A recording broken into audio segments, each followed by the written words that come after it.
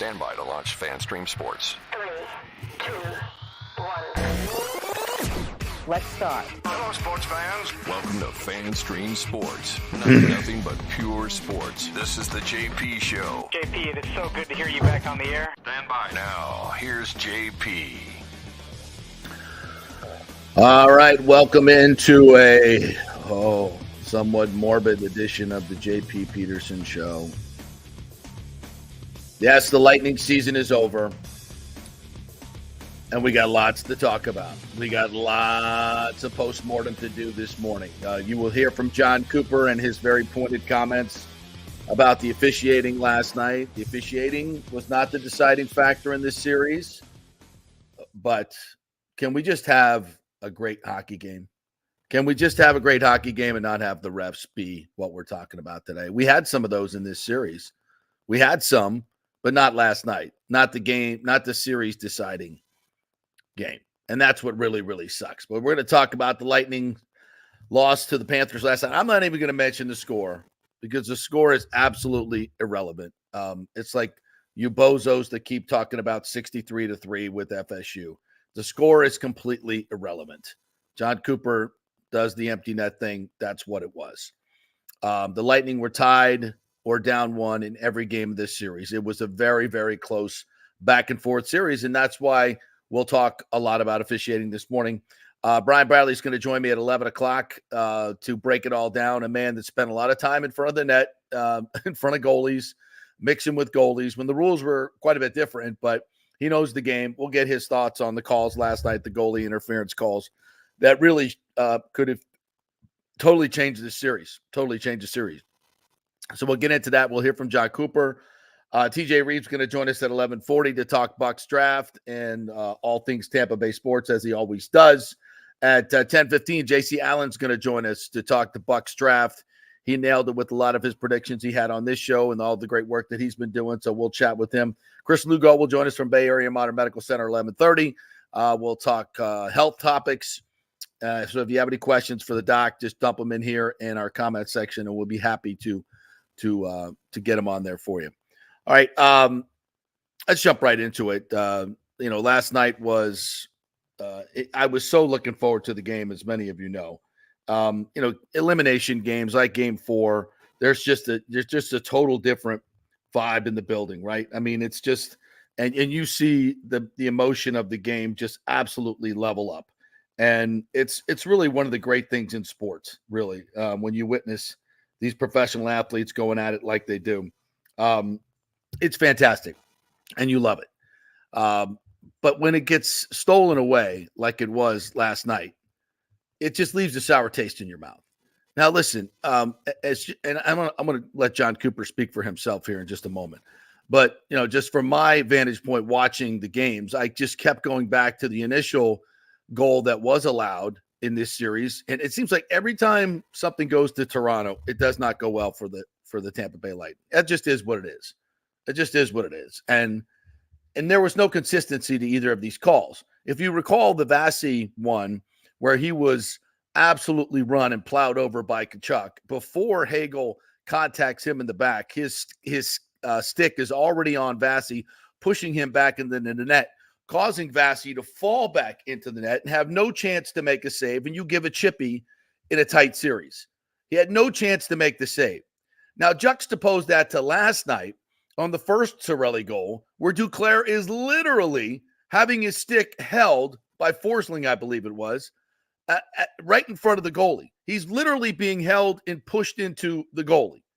And he does not do anything demonstrative to impede Bobrovsky. In fact, Bobrovsky has a chance to move across the crease and make the save, but Cirelli is absolutely amazing in scooping up the puck and just elevating it over the pad for the goal.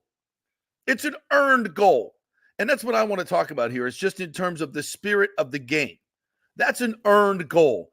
Comes in front, sweeps it, picked it up. The Vasi goal, clearly, Vasi's on his ass, can't make the save. He just got run. It's a wide open net. They put it in. That's an easy cheapie. It's egregious. He was egregiously affected and could not make the save. Now, juxtapose that with these two last night. Duclair is being held. That is a penalty. Holding. You can't hold the guy's stick. And he clearly holding his stick. So if you're looking at the replay, hello. Now I know I read what the Chris Krent put it out on Twitter. What the explanation was from the officials. Basically, it's just citing the rule that you can't impede the goalie. The goalie was marginally impeded here, not like Vasi's knocked on his ass. That should have been disallowed. That's goalie interference. It was not. It was allowed.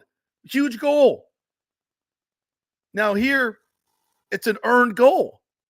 In fact, it's doubly earned because Duclair didn't have a chance to knock it in because his stick was being held. And so Cirelli comes around and puts it in. That's an earned goal in the spirit of the game. The rule is supposed to say if there's an egregious foul, that it is called. That is nowhere close to egregious. And the second one, oh my God, Bobrovsky is up in his crease as close as he can get. And Cirelli's being pushed back.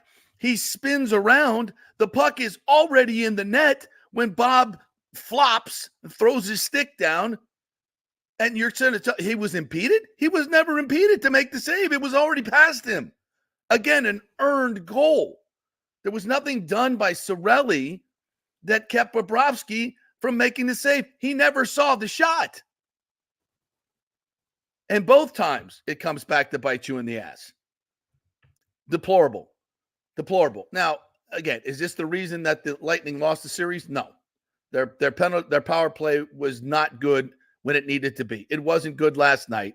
It wasn't good in the 4 minute they had in game 2. That could have changed the complexion of the game. And it wasn't good in game 3 when they went 0 for 4. They had opportunities on the power play. Tip of the cap to the Florida Panthers. And last night, the Bolts power play had more opportunities and couldn't score. That's the difference in the series.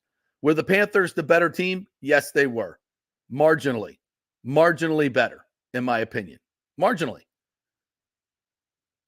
And that's the point. Let the guys decide the game, not the people in Toronto. And and this goes to the NFL and all these places where we have these clearinghouses for making decisions. I don't like it. It smacks of being able to puppeteer the entire league and make decisions, especially when they're completely arbitrary. When we have to discuss this stuff, that's a problem. That is a problem with the NFL and with the NHL in these extreme circumstances.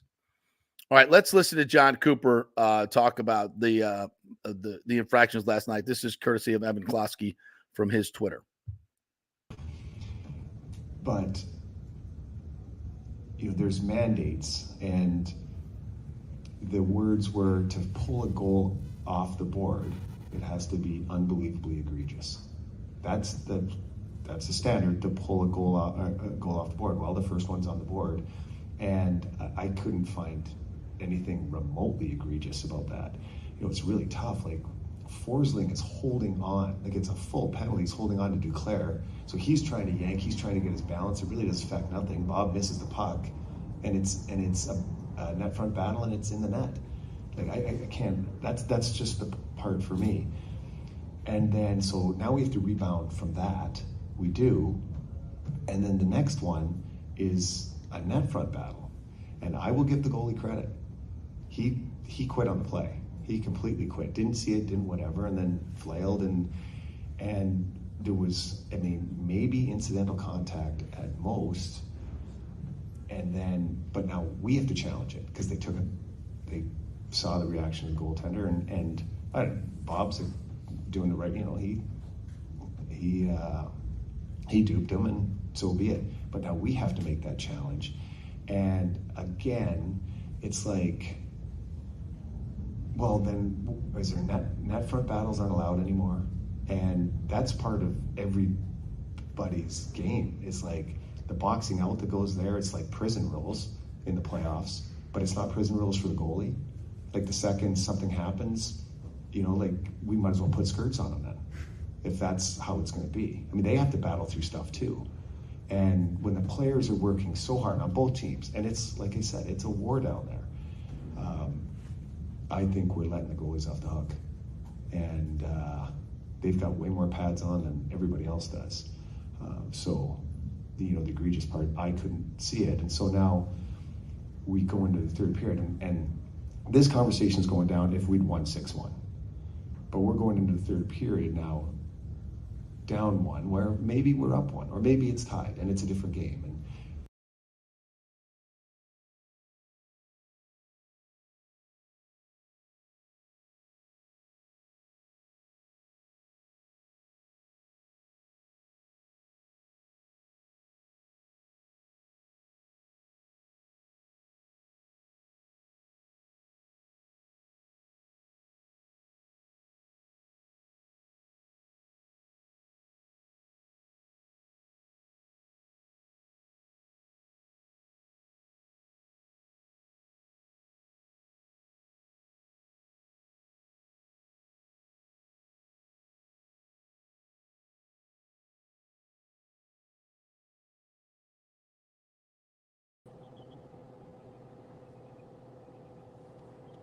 Thank you.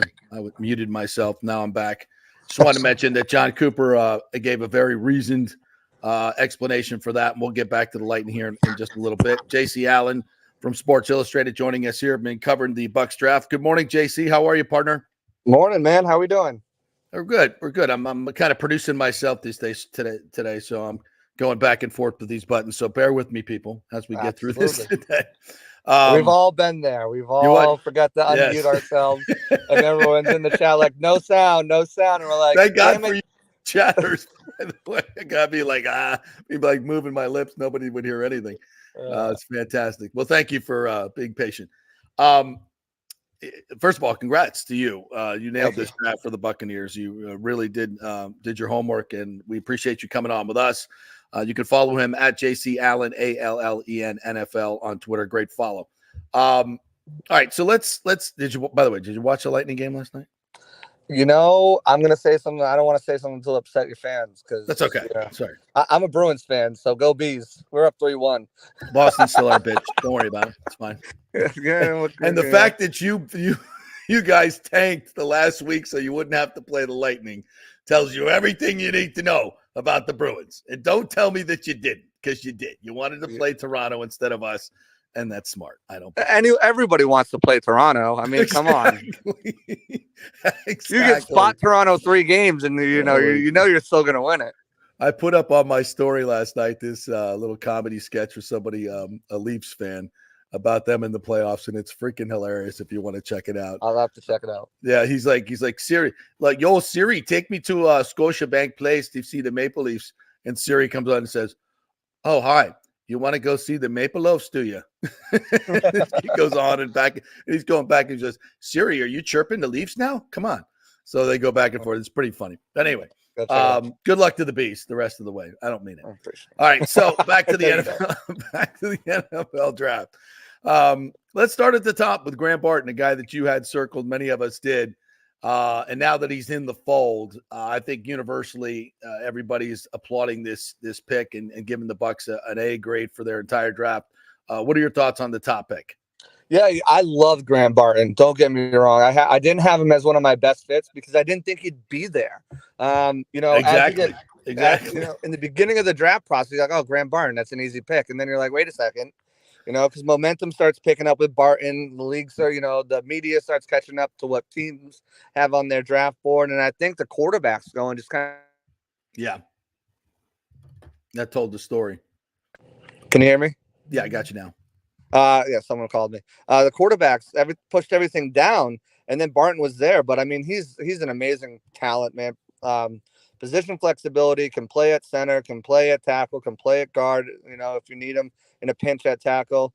But he explodes out of his stance, balance and positioning, sustained blocks, great technique, great grip strength. Once he gets his hands on you, it's over. He blocks to the whistle. He's a finisher.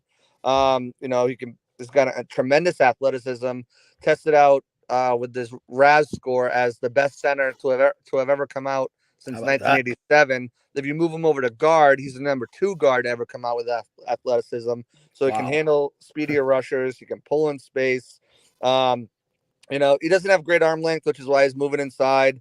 He can get kind of grabby and needs to do a little bit better job anchoring versus power. But I mean, he's everything that you want. I spoke with his position coach the other day, and he went on and on about the type of person he is, the type of leader he is. I mentioned this the other day on a podcast, but He's got this goldfish type mind where he's not going to let a rep disrupt his rhythm in a drive. But the coach told me so. They're on this like 10-play drive, right? It ended up in a touchdown. The second play of the drive, he had bad hand technique. Didn't end up in like a sack or anything. Just like, he just had bad hand technique. So he comes off the field and he's pissed. And the coach is like, Graham, what's the matter? He's like, that second drive. He's like, we scored a touchdown. Like that's the type of guy this is. He's a perfectionist. He's a technique monster.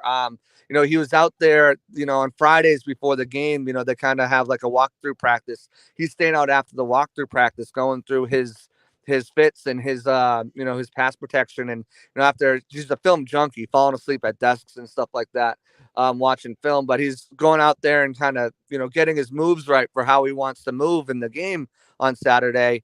And by the next couple of weeks, his other teammates on the O-line, by the end of the year, the true freshmen are out there. They're all breaking sweats on a walkthrough practice after walkthrough practice on a Friday. That's the type of kid he is. He's I think Jason said it best. You talk to him, he's very laid back and chill, like a guy like Tristan Wirfs, but you watch the tape and he's nasty and mean like a guy like Ryan Jensen. And he's got the flexibility and the talent of a guy like Ali Marpet, Pro Bowler. So I think it was a grand slam of a pick. You couldn't have gotten anyone better. In my last mock draft, I had them going center with Zach Frazier. I didn't think JPJ was going to be high on their board. I think there's some concerns. But I had them taking a center because I thought they'd go O-line. And after, months of saying they're not going to go O-line, Jason Light finds O-line any round. I'm like, no, they're going to go O-line. I just didn't think Graham Barton would be there. So heck of a pick by Jason and the staff. Well, and I think Dallas, I think the Eagles, I think the Steelers are all going to rue the day. Oh, yeah. And I'm not even sure who they all took, but they Especially didn't take Dallas. the right guy. Yeah, Dallas. Moving back, because Dallas thought they would get him by moving back. Yeah. Yeah, that was dumb on their part. They you got a center who I think by all accounts is a guy that, I mean, you mentioned this last week. He's such a clean prospect, right? He doesn't have the concussion issues that JPJ. I think JPJ has probably got maybe better tape at center because we haven't seen Graham play center since he was a freshman, right? So I think JPJ's got better center tape. But when you're talking about long term, those concussion issues can bite you in the ass, right? You just never know. Especially on the line, banging.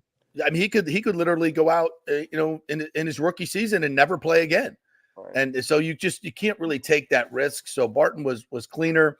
I think in the long term, he will be better. I agree with you there.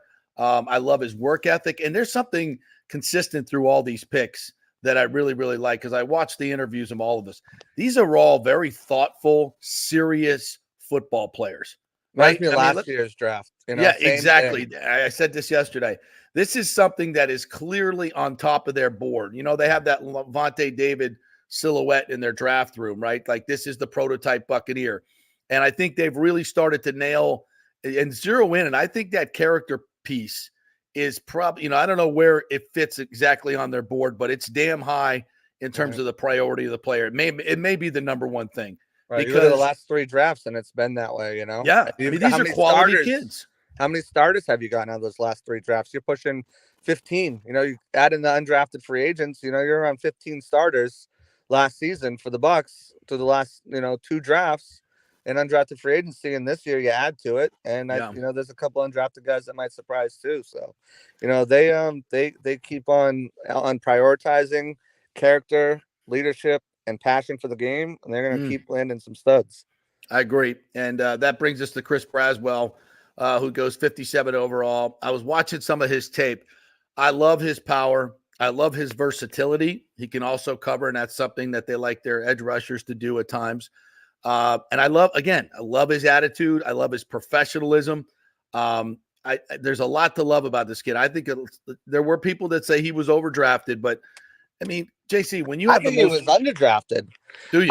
I didn't think he was going to be there at 57. So anyone saying that, I mean, I think that's kind of. Yeah, I've seen that many places. I thought he was going to go in the 40s for sure. So 57, they landed him, and as you mentioned, his power, his speed to power is really, really good.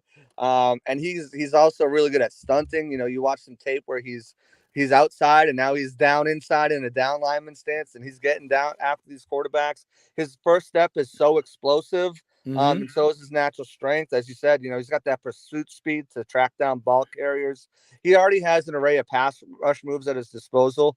He just one thing he needs to work on is setting up a consistent pass rush plan. Where he's setting guys Yeah. up throughout the game. But I mean, Yep. that's all. That's pro Anything. stuff. The knocks that I have on Braswell are all technique. Right. He can play with some sloppy technique at time, inconsistent anchor setting the edge. Dropping into coverage. He wasn't asked to do it as much in Bama, but like all those things you can coach. Yeah. He's not going to beat you. He's not a speedy edge rush. He's not going to beat you with bend around the corner.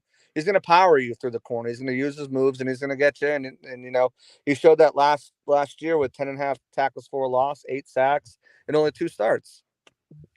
Yeah, and that's the thing. The production. He led the SEC in quarterback pressures and only had 2 starts. Right. I mean, what does that tell you? At Bama. At Bama, right? So, yeah. Do you think with the rest of the draft, I think they got players like Jalen McMillan, another very productive player who's a good fit. Tyke Smith, a good fit and definitely a chess piece for Todd Bowles. Yeah. Bucky Isaac, another the running back, super quick and very hard to tackle. Talk a little bit about the rest of those guys. Yeah, just go running through them. I mean, Tyke Smith can play anywhere really in that safety corner, big nickel role. Tremendous ball skills. When he's in the box, he's an absolute problem because he can get after the quarterback. Sacks, 2 sacks last year, 8 tackles for a loss. Then he drops back in coverage and he's got 6 pass breakups and 4 interceptions. So, I mean, he's an ultimate chess piece for him. Jalen McMillan should have been drafted higher. He was my best fit. Him and Tyke were my best fits there in round 3. To be honest, he should have been drafted way higher than he was, but he had that knee injury that limited him for 4 games. You look at what he did his sophomore year, his redshirt sophomore year, he rivaled Rome Odunze's production. If he was healthy, he probably would have had over 1,000 yards again. And even with all those weapons on that team, he was still one of Michael Penix's favorite go-to targets. So a great pick there. Bucky Irving, I didn't really have him in my sights just because of the size, 5'9", right. 192. But, I love the tape. When you watch him, he plays way bigger than he is. I just thought the Bucs probably needed a banger down there, someone who can get those tough yardage, put their shoulder down and bowl through people. So he wasn't high on my radar, but after watching him, again, 69 missed tackles last year, 743 yards after contact. His vision, his footwork. I talked to his position coach, and glowing reviews about the person. Said, when Oregon needed someone to step up and be the voice in the locker room, it wasn't Bo Nix, it wasn't Troy Franklin, it was Bucky Irving. Wow! So they're getting a leader, a guy like that, who's going to command the room, even as a rookie, as he's learning. Once the season progresses, he's going to be a guy who's going to hold himself and everyone accountable, and he's just a leader. But quicker than fast. He's not going to blow anyone away with his time speed, but he's really good. A guy who I really liked in this draft, and I didn't have him on my radar, but after watching him and talking to his position coach, is Elijah Klein, the guard out of UTEP. I think he's got a potential chance to compete for the starting left guard right away. I know a lot of people are like, oh, he's a rookie, so it's going to take time to learn the system.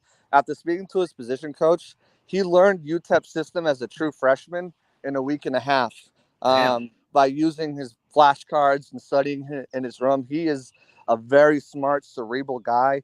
I spoke to the assistant offensive line coach at UTEP, Coach Bain. He played with Alex Kappa at Humboldt University and Humboldt College, and he said that Klein reminds him of Kappa a lot.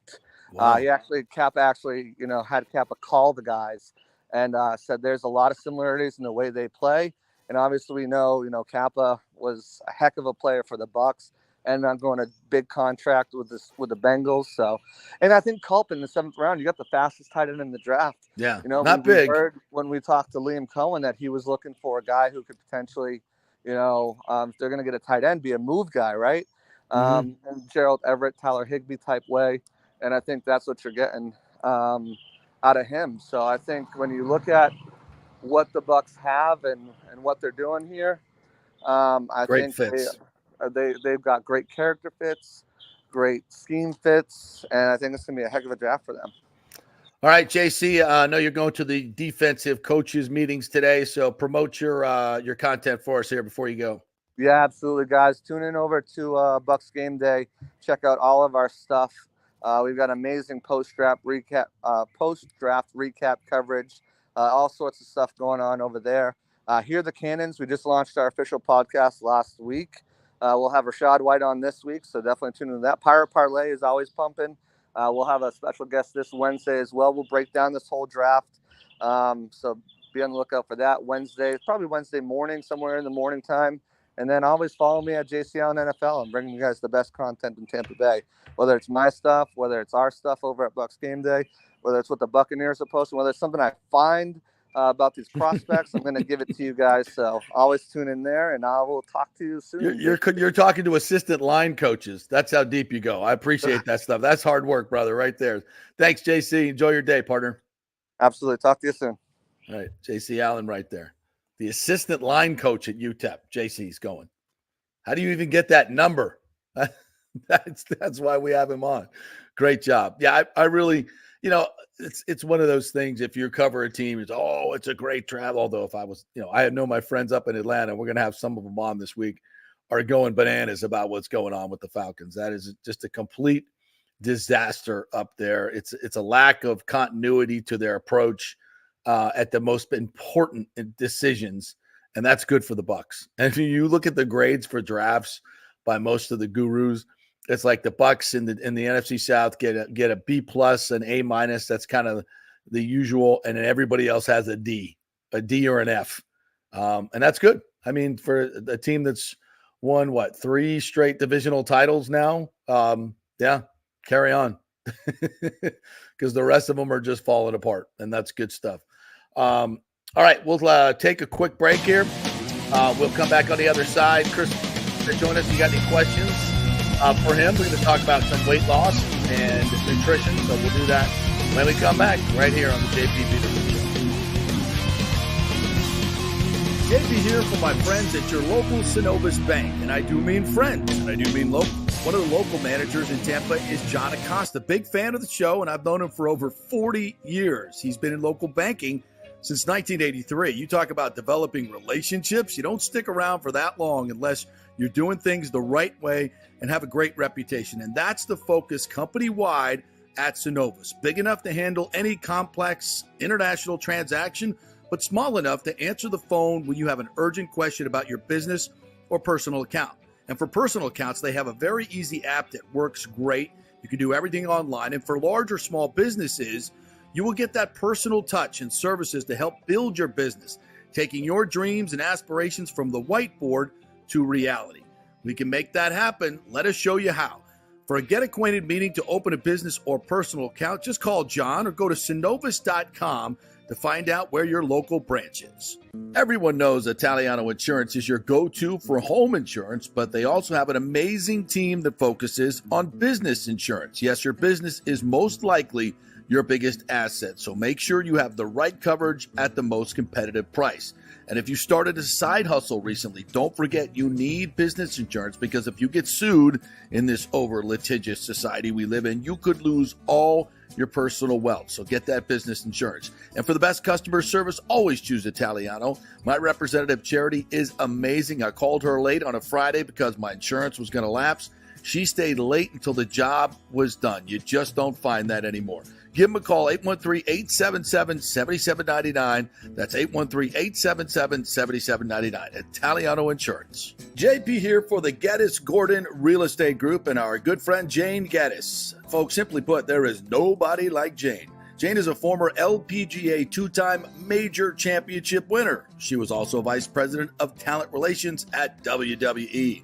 She also has a law degree from Stetson. So if Jane can drain a 10-footer to win the U.S. Open and stare down Hulk Hogan in the boardroom, you want Jane on your real estate team to not only negotiate the best deal, but find you the perfect home or investment property. And when you work with the Geddes Gordon Group, you become part of the real estate family and get concierge services that include expertly staging, marketing, and preparing your home for sale. Advice on golf properties. Hey, you might even get some golf tips. Many of their clients become friends long after the sale or purchase is completed. It's all part of the deal. So if you're looking for that perfect home or investment property or try to get top dollar for your home, go with Jane Geddes and the Geddes Gordon Group, because there's nobody like Jane. Call 813-485-6808 or go to geddesgordon.kw.com. That's GEDDES Gordon.kw.com or call 813-485-6808. With over 34 years of producing small and large events, Extravaganza Productions is truly a Tampa treasure when it comes to creating some of the very best events in Tampa and all across the United States.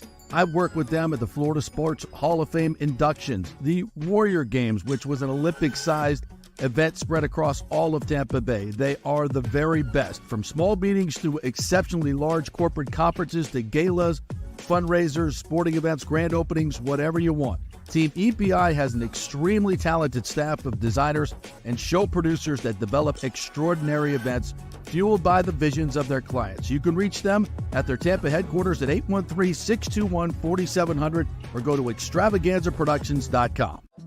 Let's go. Right now, back to the show on FanStream Sports. All right, welcome back to the JP Peterson Show here as we roll on, brought to you by the great folks at the Jeeves Law Group, JEEVES and our friends at Hydrate Heroes. Go to tryhydrateheroes.com to get your free 3-pack sample. That's tryhydrateheroes.com. All right, let's break in our good friend Chris Lugo from Bay Area Modern Medical Center. What's up, Chris? How are you, my friend? Good morning. I unmuted my computer. Yeah, thank you. I'm doing everything myself this morning, and that was my first hiccup, but not too bad. How you doing, Bart? You watched the game last night, the Lightning game? I did. I agree with Coop 100%. Those calls were a bunch of bull. What's good for the goose is good for the gander. Like one's a holding, one's in the crease. Like, really? Come on. This is prison style rules. That's why it's called playoff hockey for a reason. Yeah. Yeah, I didn't agree. I was yelling at the TV. My son was looking like, "What's your problem, dude?" It definitely changed the tempo of the game when you get things called back and you're just getting beat down.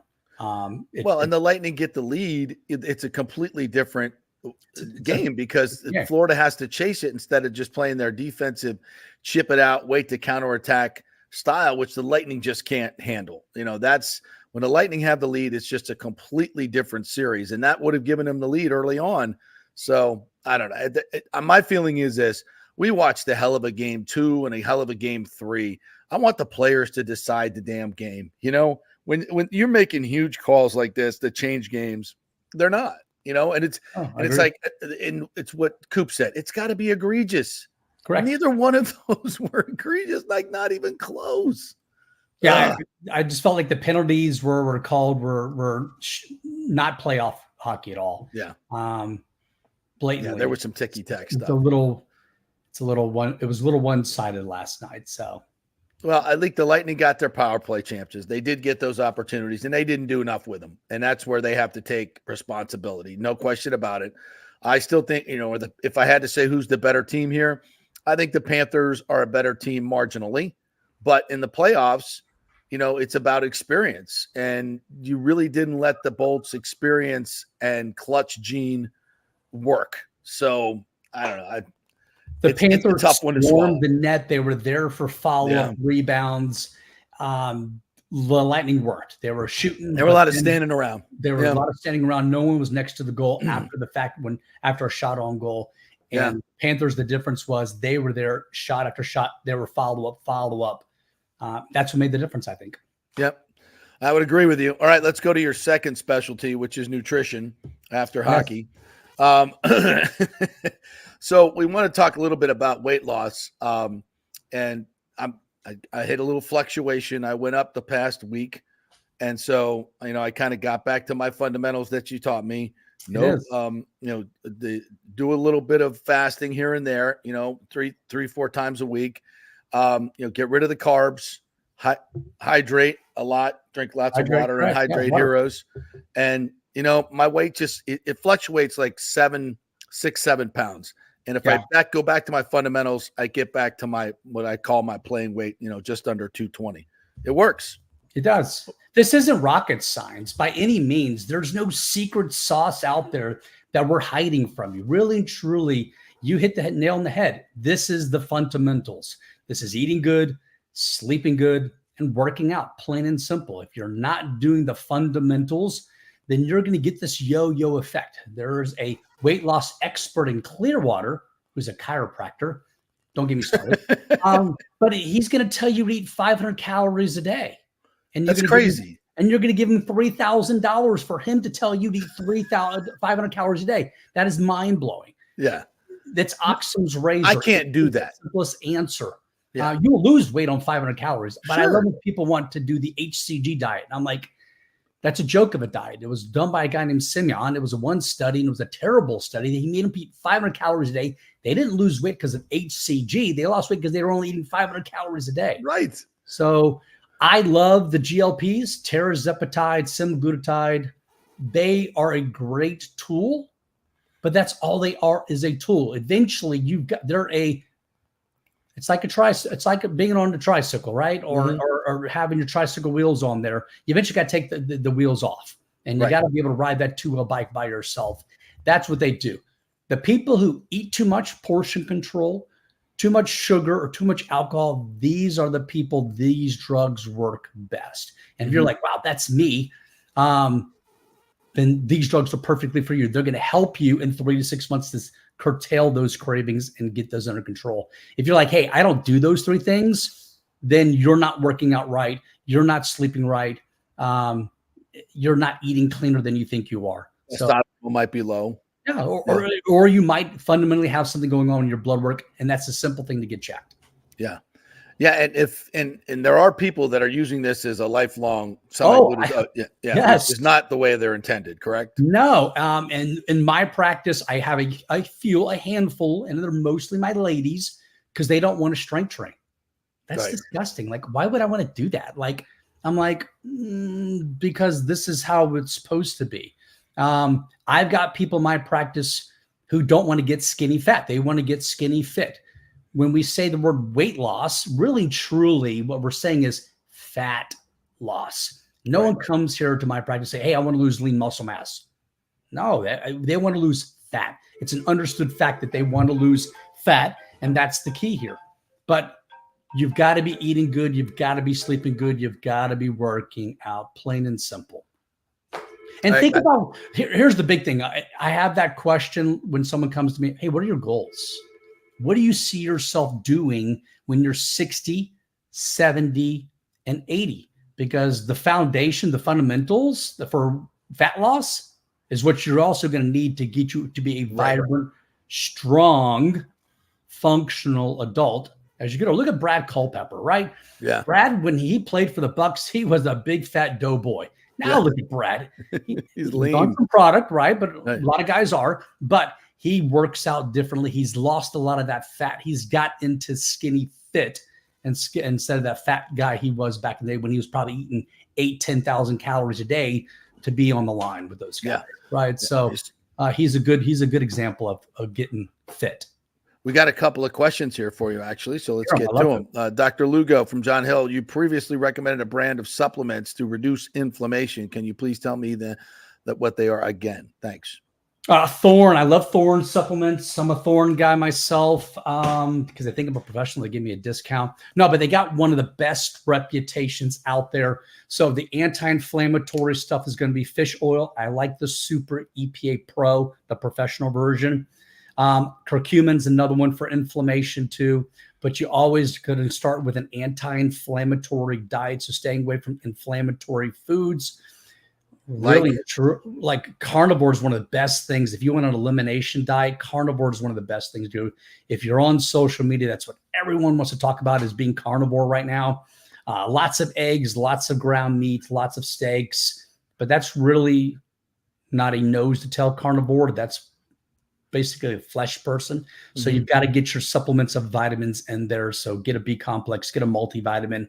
Those are the big things. Your core stuff's got to be fish oil. Your core stuff's got to be vitamin D, and not just taking them just to take them, but take the appropriate doses. Don't read the back of the bottle. I usually recommend 10,000 international units a day of vitamin D and roughly about 4 to 8 grams of fish oil a day. That's got to be your baseline. How many pills is that for fish oil typically? 4 capsules in the morning and 4 capsules in the evening. Yes, it's a lot. It's a boatload, pun intended. Bad joke, but I'll give it to you. But to move the needle, you've got to take a lot of fish oil, really, truly, and make sure it's a good quality fish oil, not a bunch of garbage. You're looking for the EPA on the back of that bottle. EPA is what you want to see. And this one from Thorne Super Baby Pro's got 1,300 milligrams of EPA. That's the key there, guys, that you need EPA. All right. Yeah. And by the way, John, you can go to BayAreaMedicalCenter.com, BAMMC.com. I'm going to get that link on my website so you can just click it, get my discount for 25%. Yeah, I was going to say you get. I'm going to get that up for you guys who aren't up and running. So keep posted on that one. Yeah. So he'll get you that 25% off, which is obviously significant with these supplements. Yeah. And Recon Scout said the doc dropping Occam's razor. Yes. Simplest answer. Yeah. Always go to that. Yeah, so if they're looking to lose weight, get an appointment, lose fat. That's right, lose fat. We don't want to lose muscle. Correct. Don't lose muscle. We need it. If not, osteopenia, osteoporosis as we age, it's a bad thing. Yeah, muscle is the key. Absolutely.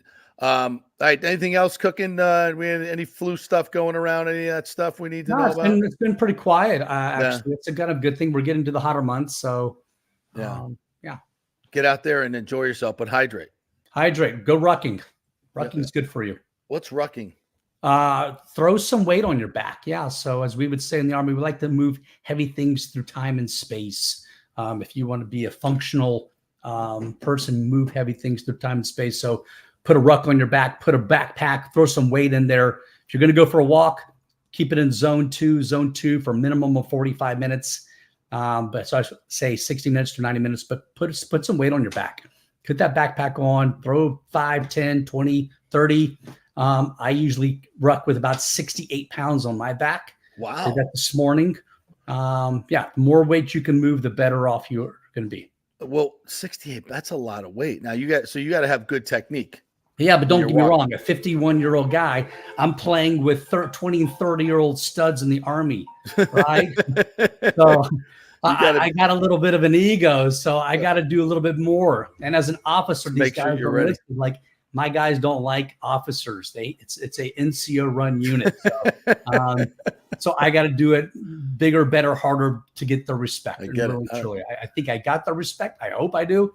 But yeah, so I tried to do my job. I don't want to be the weakest link in the unit. Bay Area Modern Medical Center, BAMMC.com is where you go to get it. And the phones are ringing off the hook. So we like that. Thanks, buddy. Appreciate it. Thanks, JP. Take care. Chris Lugo right there from Bay Area Modern Medical Center. And what I love about Chris, and I got to get my blood work done again. I've been slacking on that, is he takes the time. And when you go in to get that consultation, he'll look at your blood work and tell you what's going to work well for you. For your weight loss. All right. We'll take a quick break. When we come back, we'll finish up with the John Cooper sound from last night, him talking about Stamkos and whether Stamkos will be back. He did a really nice wrap up on what he saw as the difference in the series. So we want to get to both of those things. And of course, we'll do some more Bucks in the 11 o'clock hour with TJ Reeves, who's going to join us as well. So quick break. We'll come back.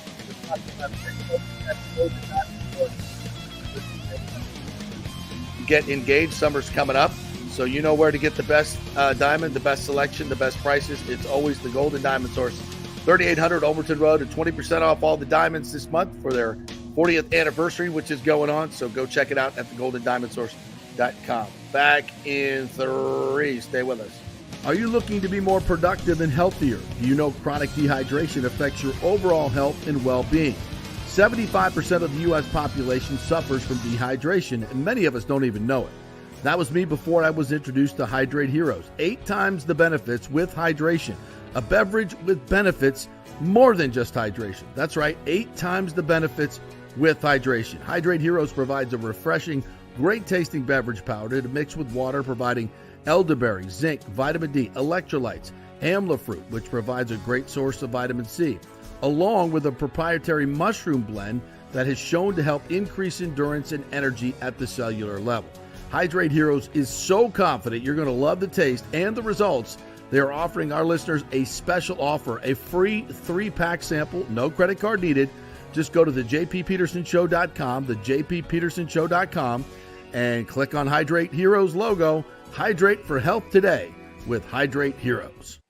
All right, this is for all you guys who don't want to go to the gym and do 5,000 crunches. At Bay Area Modern Medical Center, you can get on the new True Body machine where you can reduce fat and tone up your muscle. It's like doing 54,000 crunches in just 15 minutes. Define your body as you see fit. True Body offers personalized muscle stimulation that delivers the equivalent of those 54,000 crunches in just 15 minutes. Just get in touch with them at Bay Area Modern Medical Center, BAMMC.com. Chris Lugo and the team over there will set you up on True Body and get amazing results. Non-invasive with comfortable and little to no pain and zero downtime. You can isolate and target those areas that you want to improve and treat multiple areas simultaneously. It's an amazing machine, so check it out at Bay Area Modern Medical Center, BAMMC.com.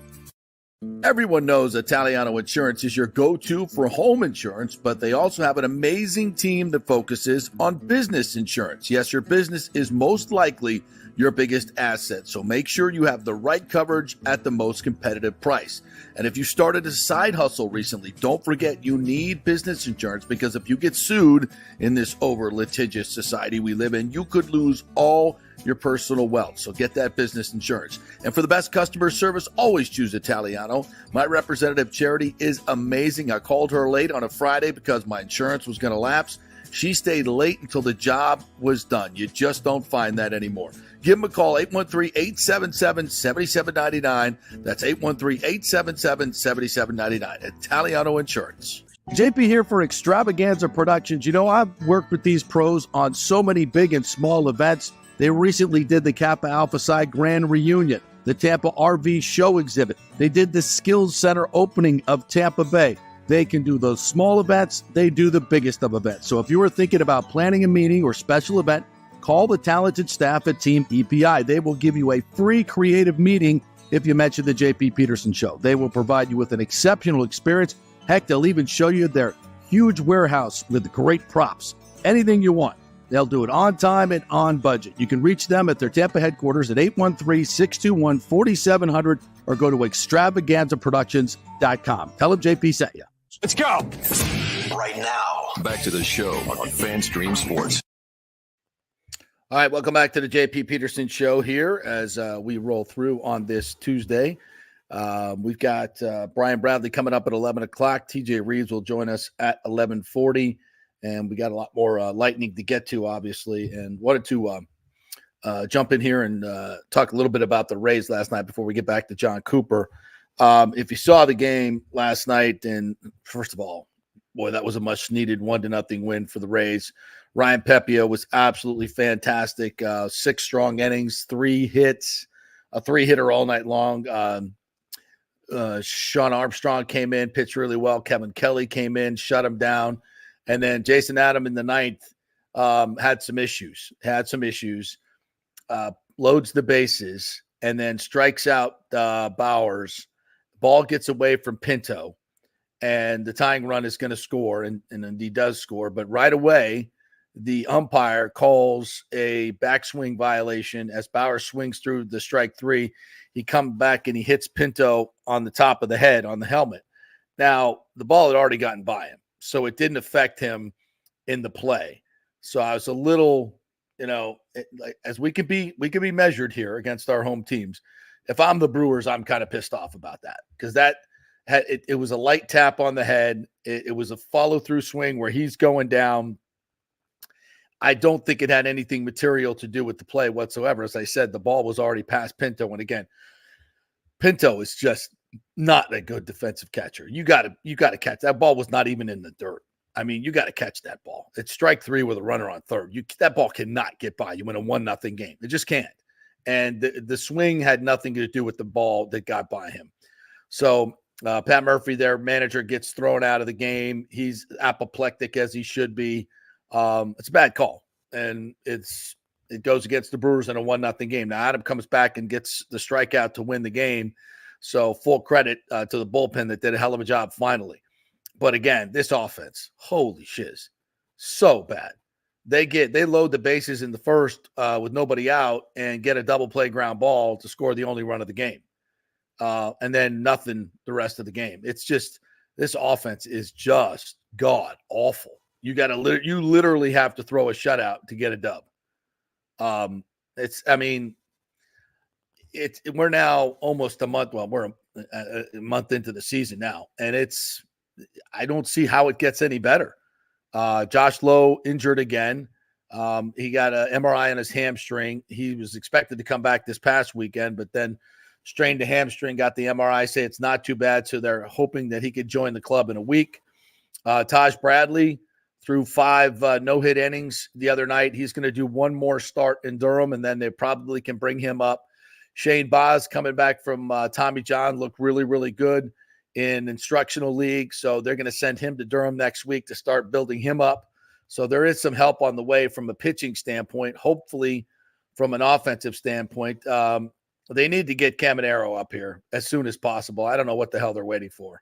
I mean, we got Goodrum playing second. I mean, what are we doing? This guy's the best prospect in baseball. Get him, or one of the top 5 prospects in baseball. Get him up here. What are we doing? This offense is awful. It's got no pop. Caminero hit 2 home runs the other night. I know he's got pop in his bat. He hadn't had a ton of home runs this year, but he's been injured. Coming back from the quad injury. Get his ass up here and let's inject some life into this lifeless offense. Just terrible. They had four guys thrown out on the bases last night, and that's just probably a product of trying to force the issue because you're not hitting. So I kind of get that, but you got to make better decisions on the base paths. This Rays team is 14-16. They've played a pretty soft schedule, and it's going to start to get harder, and it's going to start to get ugly because this division is for real, obviously, and you're going to face, man, thank God they have a balanced schedule now, because if they were playing all these teams 17, 18 times in the AL East this year, would not be good. Yeah, the City Connects came out yesterday. We hit that yesterday pretty good. Oh, Davinsky's out as well, which is probably a good thing with his 7.7 ERA. So they bring up a lefty and Jacob Lopez, who was a starter. So I don't know how they're going to mix and match there. I'm guessing they've got to get Taj Bradley up pretty quick to maybe add just another arm and move some guys around. Tyler Alexander will start tonight against the Brewers. He's been really, really good. So we'll see if the pitching staff can shut him out or hold him to 1 or 2 runs, and maybe this offense can get something going. Michael LaRue, I've not seen you in here, so welcome to the show. We appreciate you, my friend. Commenting, said, what will it take to re-sign Stamkos? Would moving Jano and Shiri be enough? Boy, what a disappointment Jano was in these playoffs. I mean, did he even play? I know he got healthy scratch one time, but he just was non-existent. Just can't make a play. All right, I want to go back to finish up John Cooper's answer on the goalie interference. So let's get back to that, and we'll get to the Stamkos stuff as well. I'll give our guys credit. We had some looks, in the third to tie it, and we don't. And then we kind of shot ourselves in the foot on the fourth one by, how we played that. But again, give Florida credit. They weathered that little storm we had. But it's the circumstance we were put in that I felt, again, this is just my opinion, I felt was, a little unfair. And I just like the spirit of the rule of, especially in the playoffs, like, come on, how do you let those slide? Does this by any means we were going to say we're going to win the series? It does not. But would it have changed a lot of the momentum of this game and the way things had gone? I think so. So, I'm not sitting up here like, again, this conversation probably that has to, going on in my head. But like, Florida won the series. I mean, they won the series 4-1. It wasn't 4-3, and this was the game deciding. So they did a lot of work before this to put themselves in a situation, and they beat us. Yep. I think Cooper was very reasoned there. He wasn't emotional. He wasn't, slamming the desk as I would have been. Now, he was pissed off during the game. Don't get me wrong. But as he mentioned, both of those calls were ticky-tack. They were not egregious. They didn't keep Bobrovsky from making an attempt at the puck as was done to Vasilevsky, and that was called an okay goal. That was called a good goal back in game 2, I think it was, or was it 3? And so there's no consistency to it whatsoever. And it's, as he said, it changed the momentum, and it changed the way the game was played. When Florida gets a lead, they just lock you down and just chip it back. That's what they did in the third period, right? They get the lead, and it was a 1-goal game. Every one of these games was a 1-goal or tied game going into the third period. So don't look at the total goals and 6-1. I mean, it's ridiculous, just stupid. As so many people are on Twitter. It's like, shut up, you lost 6-1. What are you bitching about? Watch the game, stupid. Okay? Watch the game before you make a stupid comment like that. It was a 1-goal game. And the Lightning, it's two freaking goals, man. Are you kidding me? It's a huge, and you get game 5 there, and then you got to come back for game 6. It changes everything. So yeah, it had a huge effect on the series. And again, as Coop said, we didn't do enough with our opportunities, and that's fully responsible. The Lightning are fully responsible for that. Their power play was awful, and I'll just say this: it was the number 1 power play in hockey. The Panthers deserve a lot of credit.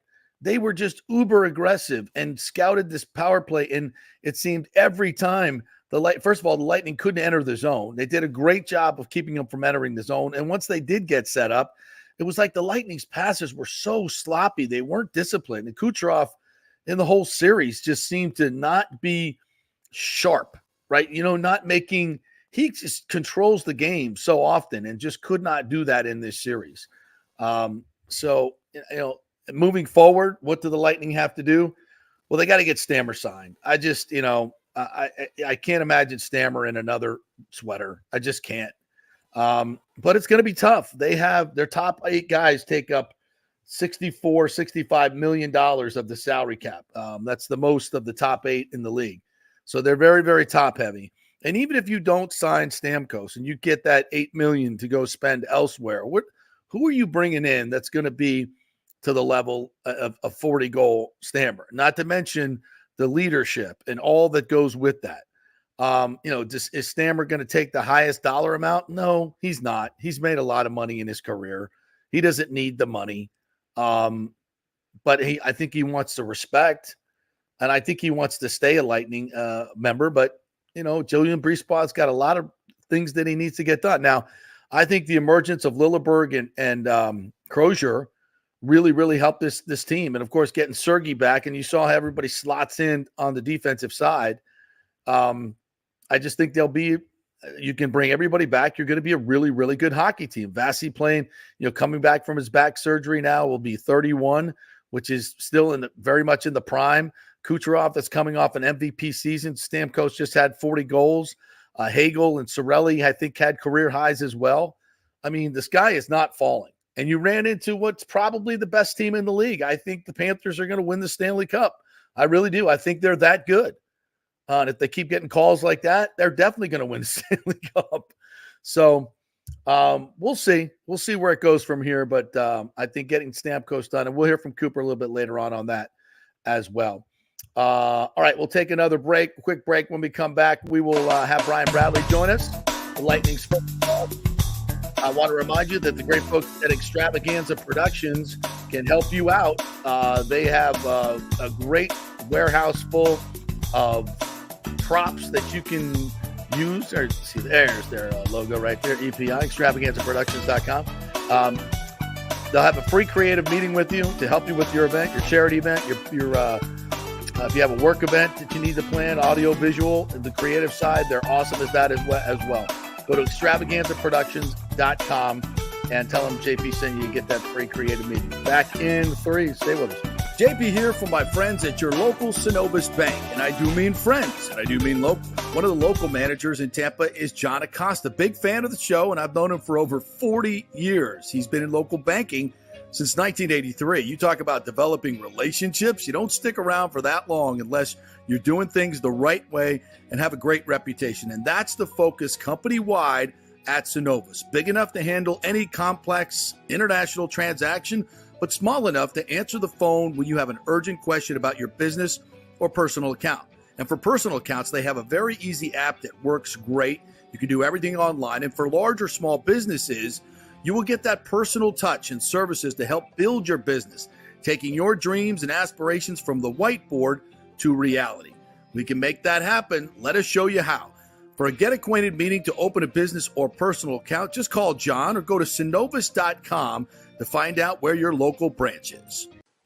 All right, this is for all you guys who don't want to go to the gym and do 5,000 crunches. At Bay Area Modern Medical Center, you can get on the new True Body machine where you can reduce fat and tone up your muscle. It's like doing 54,000 crunches in just 15 minutes. Define your body as you see fit. True Body offers personalized muscle stimulation that delivers the equivalent of those 54,000 crunches in just 15 minutes. Just get in touch with them at Bay Area Modern Medical Center, BAMMC.com. Chris Lugo and the team over there will set you up on True Body and get amazing results. Non-invasive with comfortable and little to no pain and zero downtime. You can isolate and target those areas that you want to improve and treat multiple areas simultaneously. It's an amazing machine, so check it out at Bay Area Modern Medical Center, BAMMC.com.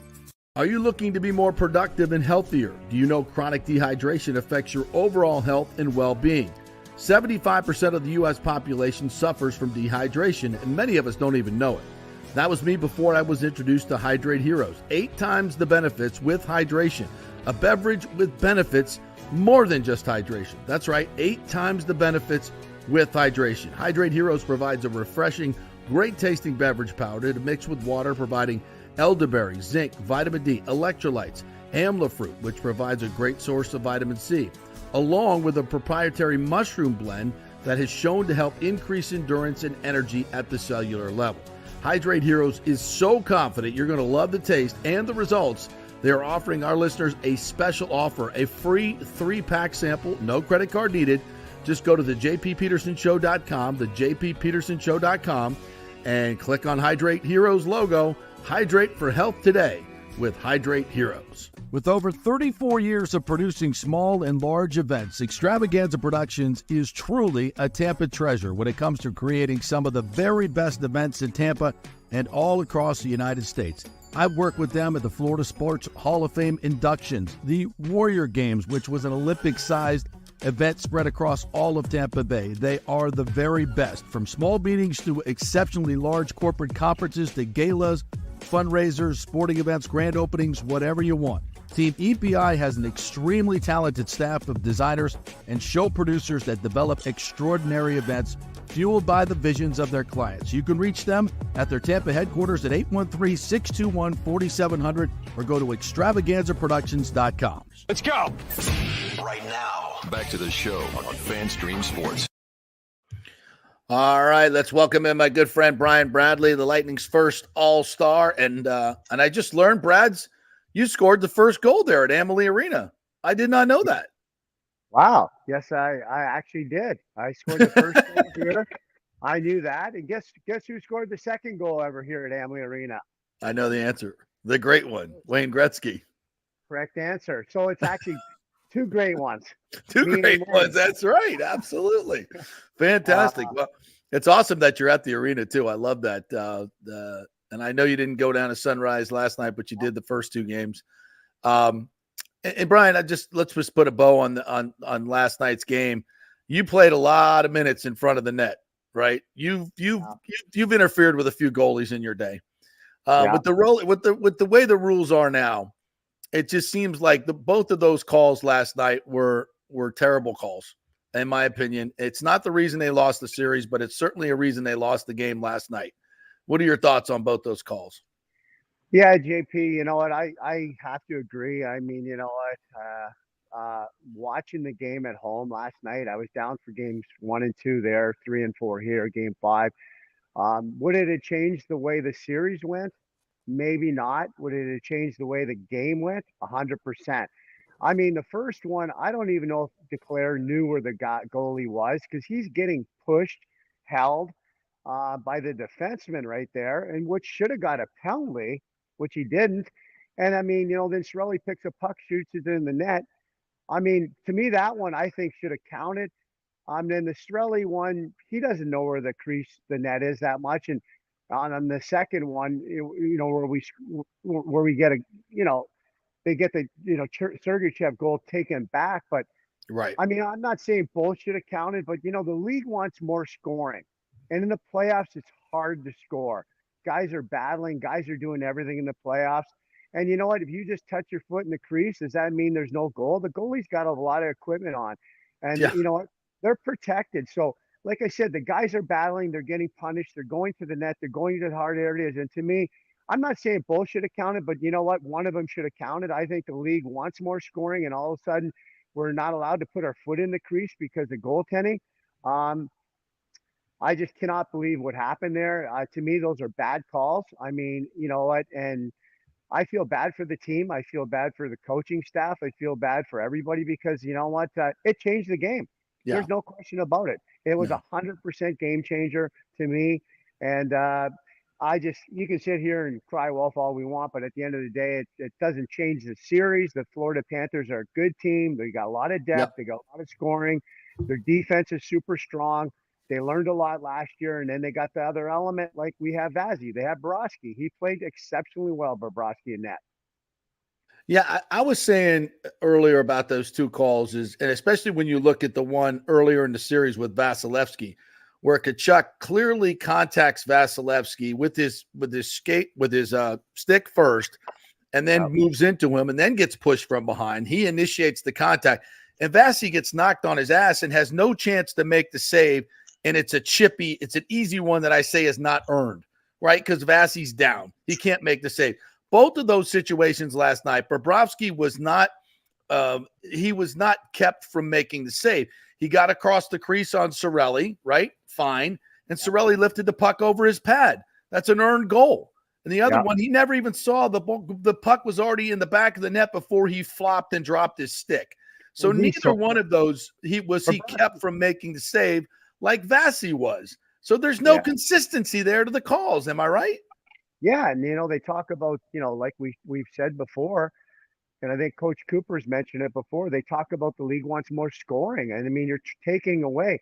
Those were not blatant calls. And the thing about it on the second one with Cirelli in net, when Sergachev shot it in the top corner, it was in the net before he even he actually put a great acting diving move out there. He sold the goal. He sold it. He sold it to the referee. The referee, before he even saw the puck go in the net, he sold the whole play with throwing his stick and looking like he got interfered. Right at the ref. Right. Yeah, that was just, I cannot, honestly, we can sit here and I'm sure we'll talk about it more for time to come, but they better be consistent in the playoffs now because they're not. I mean, those calls to me should have standed, at least one of them. I'm not saying both, but at least one of them.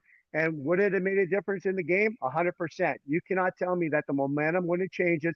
We could have went up 2-1 or been up 1-0, and that whole game changes at that point. Yeah, because the series was completely different when the Lightning had the lead. And I know they didn't have the lead much, but just talk about how Florida played when they had the lead. Their defense gets stronger. They just chip it out, and they wait for you to make a mistake. They counter, and they score. And that was the whole – that was the huge advantage for them most of the season because they did – most of the series because they did get the lead. And in this case, in Game 5, you took that opportunity away from the Lightning twice to play with the lead. Yeah, correct. And Florida, like we talked about, they're a physical team. They roll with 3 or 4 lines. Their defense is very solid, and they got Bobrovsky in net. They like to dump the puck in. They go attack behind the goal. Great on forechecking, number 1 in the league. Puck possession. They clog in the neutral zone. They're just tough to play against. I think last year, you know what, they went to the Stanley Cup Finals and probably could have won, and I know they lost, but you know what? they just got too beat up. They were so beat up by the time they played Vegas after getting out of the East. They had nothing left in the tank. Right. There's nothing left to give. Tkachuk was injured. Guys were hurt. So to get to the Stanley Cup Finals doesn't mean you're going to beat it because you got to get out of injuries. But at the end of the day, the Panthers, they just had nothing left in the tank when they played Vegas last year, and Vegas just destroyed them. But they just battled their way all the way to the Stanley Cup. But, too many guys were hurt and he didn't get out. But they're a good team. They're going to be a tough out in the playoffs. I mean, we knew going in there, we were hoping to play probably Boston in the first round. Because I think we would have matched up well against Boston or Toronto, but obviously we got Florida. I mean, and you can't sit here and say, well, I know it was 4-1 and that's the way it was, but at the end of the day, the last night's game 6-1. I mean, it was a 2-1, 3-1 game. I mean, you can't even look at the score the way it was with empty nets and everything happened at the end of the game. So, you know what? We'll see what happens now going forward. I still think Carolina is going to be a tough team to beat. They'll probably play the Rangers in the next round, and then let's see what Florida does. I think Florida is going to get by Boston or Toronto. It's probably going to be Boston. But, it's going to be Boston. It's going to be Boston. So I think it'll be Carolina and the Panthers, a repeat of last year, and I think Carolina is going to come out of this one. I really do. I think I'm picking the Panthers to win. I think it's going to be a great series though, but I'm going to go with the Florida team, even though I hate them. Brian Bradley joining us live from Amalie Arena. The power play for the Lightning just wasn't there last night. It wasn't there all series. And in the fact that they are the best power play in the regular season tells me this was more about what Florida did than what the Lightning didn't do. Is that fair to give the Panthers PK all the credit for this win? Yeah, you know what? I mean, when you talk about the Tampa Bay Lightning, you talk about our bread and butter. Yeah. I mean, Florida's the most penalized team in the NHL. They knew they had to stay out of the box, but they did give us opportunities to score like last night, but we were 0 for 3. And, not only were we 0 for 3, but we just really had no opportunity. None. I mean, we have to be better. I mean, I thought Kucherov played okay. I mean, but he's got to be better in those situations, and Stamkos had 5 goals. I'm sure we'll talk about him in a second, but Point Hedman with a bomb slap shot on the one. I mean, there's no chance Bobrovsky's getting that, but that's definitely a factor in the game. Our power play was just average in the whole series, and that's not good enough when you're playing a team that you have to capitalize. And we did have our chances right out of the gate. We had a couple of power plays to put the Panthers, down 1-0, and we didn't even get a shot on goal. And then they scored a shorthanded goal against us. Right. That's crushing. But when you give up a shorthanded goal on a power play, that's a game changer. Yeah, especially in the playoffs. So as much as I do think those calls changed the game, but the bigger factor in this series was the penalty kill. Now you mentioned Stammer. He stayed on the ice last night. He was the last one off. There's some video of him just kind of taking in the moment, which may lead you to believe that this could be his last game as a member of the Bolts. I don't know. I think when everybody gets together, they're going to find a way to figure this thing out. What do you think, Brads? Yeah, you know what? I mean, honestly, I thought Stamkos had a hell of a series. He was a warrior on the ice. I thought even last night he was banging guys in the corner, the defenseman, Ekblad. He was smashing guys. I mean, he had 5 goals. What an assist. I mean, I thought he was outstanding in the Panthers series. And you know what? Here's a guy, look at his numbers the last 3 years. He's got 120 goals, probably 250 points in his last 3 years. I mean, the team, I feel good that the team wants him. I think he wants to come back. I think Stamkos needs to be a Tampa Bay Lightning for life. Yeah. And you know what? To me, he's just he's a captain. Him and Hedman. We've been to 4 Stanley Cup finals, 2 Stanley Cup game or 2 Stanley Cup. He's been the ultimate captain since he came in at 18 years old. As a young kid, have you seen Stamkos, all the signs? Yeah. And now he's at 34 years old with his family here, married with kids. I mean, he's just a role model. He's a first ballot NHL Hall of Famer. And you know Without what? a doubt. To me, he should be a Tampa Bay Lightning for life. Probably go down as the greatest Tampa Bay Lightning player ever, in my opinion. I agree. And the question now for Brisebois is, do you try and retool or blow? You can't blow it up just because of the contracts that are on the docket right now. But I don't think you have to. I think this core is still very good. I think you get these defensemen who you found in Lilleberg and Crozier to grow up a little bit. They'll get better. Some of these other guys have to play better. Janot and Shiri and some of these guys did not pull their weight this year, especially Janot. So there's better in there. And, of course, you had Sergei out the entire season, Vasi coming back 2 months. I'm not blowing this thing up. I think the window is still very much open. What do you think? Yeah, I agree with you. I think, I think the number one priority is to get Stamkos signed. We need to get something done here in the next thing. I would be shocked that if he doesn't come back. He's just a great guy, a leader in the dressing room, and we've talked about all the different things, what he means to not only the Tampa Bay Lightning, but the city of Tampa. Agreed. He's just awesome. And you know what? I think the other area we need to work on that exposed us in the playoffs was our defense. Yeah. Obviously, we had Hedman and Chernak missing Sergachev. I thought Dumba coming in. But when you look at the other teams like the Panthers, you look at Carolina, you look at the Rangers, you look at Dallas, they have strong defenses. That's when we had our Stanley Cup runs where we went to the 3 in a row Stanley Cup, our defense was solid. Yep. And you know what? I think Lilleberg and Crozier are on their way, but I think we just need to get that core 4 guys and just stay with them, and then we'll be better. But injuries do happen, so you have to have extra guys around. But at the end of the day, I think the area we need to work on is maybe more depth on maybe our 3rd and 4th line, and we definitely need a stronger defense in the back end because we have all those other pieces to win again. If we can do that, we can be right where we need to be. Bazzi needs to be better next year. All the guys, Hedman played really well. We can all play a little bit better. I know,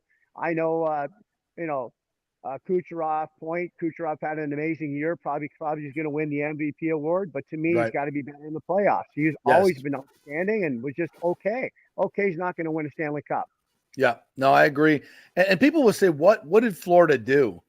And sometimes I look at it, Brian, and I just thought, man, that's a sloppy pass. That's another sloppy pass. There's another. It just, I don't know. It just didn't. Was it Florida doing that to him, making him uncomfortable, or was he just not on his game? What do you think? Well, it's in the playoffs. It's physical. They know who to take away. Obviously, they're all after Kucherov. Not only are they trying to hit him, but they're trying to take the guys he passes to because he's so good with the puck. He sees stuff that no one else sees. Like, he reminds me of like the Gretzky or Lemieux back in the day. He's a wizard with the puck, and other teams know that. So not only are they trying to hit him, but they're trying to take his other guys away so there's no options to pass. Mm-hmm. And then he had, I don't know if he had a goal in his last 6 or 7 or 8 games either. No. So, like I said, we can look at a lot of different things, but at the end of the day, you got to give the Panthers credit. They played hard. Yep. They were the better team in the series. There were some questionable calls, but do the Lightning have a team? Yes, we do. We have a great team. I think we just need to build on certain areas like depth on some of our lines and build our defense back up, and we'll be right where we need to be. So, you know what? That's about it. Yeah, I agree with you wholeheartedly, and I think a lot of fans are frustrated today, and they want changes, and I think you just got to be a little bit more patient. You got a great core, and this team's not – I think the window is still very much open. So, Brad, hey, listen, man, thank you so much for doing these throughout the year. Got you on the camera work, bro, and that was fantastic. People loved it. So we look forward to doing it again next year when the Lightning gets started, and we'll make another run. Yeah, and that's what we need. We need another Stanley Cup to add it to our thing. Yes, right there. Look at that camera work. Look at you. Look at you. I can see another one coming in there. We can have 4 cups. And the Let's Panthers might have none. That's right. Yeah, they could still squawk all they want, but that's the first time they've ever beaten us in the playoffs, and they still don't have a banner. So shut up. Shut your yap. And the Toronto Maple Leafs haven't won since 67, and it looks like they're not going to get another one. All right, Brad. Thanks, buddy. Appreciate it. You're the best. All the best. Go Bolts. Go Bolts, as always. Love it. Love it.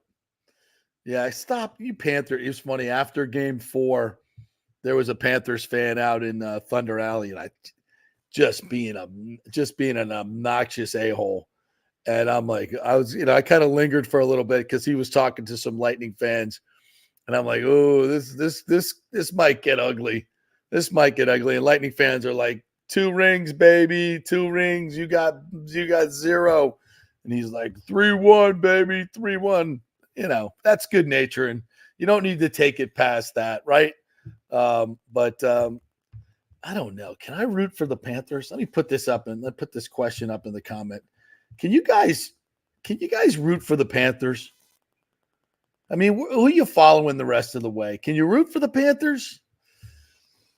I can't root for Carolina. I certainly can't root for Boston. The Rangers? Hell no. You got to hold your nose and kind of root. I think I do. Just our Florida mates. Keep it in the, keep it in the state. Let's keep the cup in the state.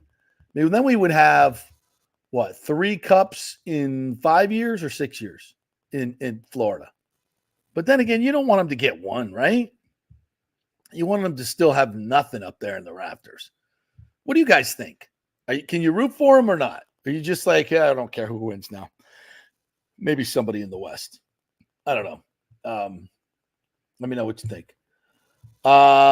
Rick says Stu won't bring up the rookie. That will cost him more later. He already spent extra on the City Connect jersey. He told the clubhouse guys to dilute the detergent. Does it cost extra to get the that look that they have on these jerseys? Does it cost extra to get the faded look, or you just use less? Is that just a product of using less dye? Is that cheaper? My question is, why do you got to have $40 hats and $250 jerseys? Like, the markup on gear has got to be like 95%. It costs them what, $5, $3 to make a hat in China, and you sell it for $40 plus shipping. Like, how about in these inflationary times, you do the old schooner tuna thing, right? The tuna with a heart during the hard times. Remember Mr. Mom? Remember the ad campaign? When it's the hard times, you cut the price, right? Who's going to be the first owner to say, you know what? Times are hard for our blue-collar Tampa Bay fans. We're going to cut the price of our City Connects by 30%. You're still making 60% markup, at least. And then people go, I mean, while you're trying to bilk the public out of $2.4 billion, can you at least throw us a bone? Here's 30% off our already ridiculously overpriced gear. And by the way, is there really a skateboard culture in Tampa Bay? I mean, is there? So much so that you're putting it on, like, I get the Skyway, the underground art. I get that. There's a lot of that. Yeah. But skateboard?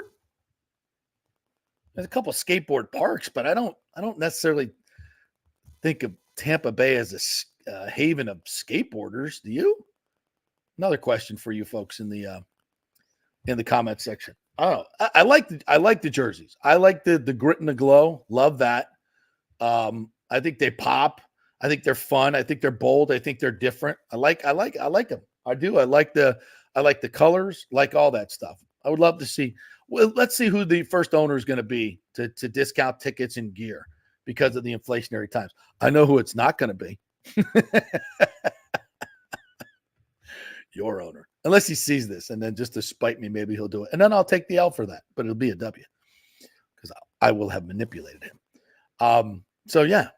And if you want to take your picture with the guy and put it on social media, here's my pal Stu, bilking you out of $2.4 billion, screwing you all the way to then going to leave town.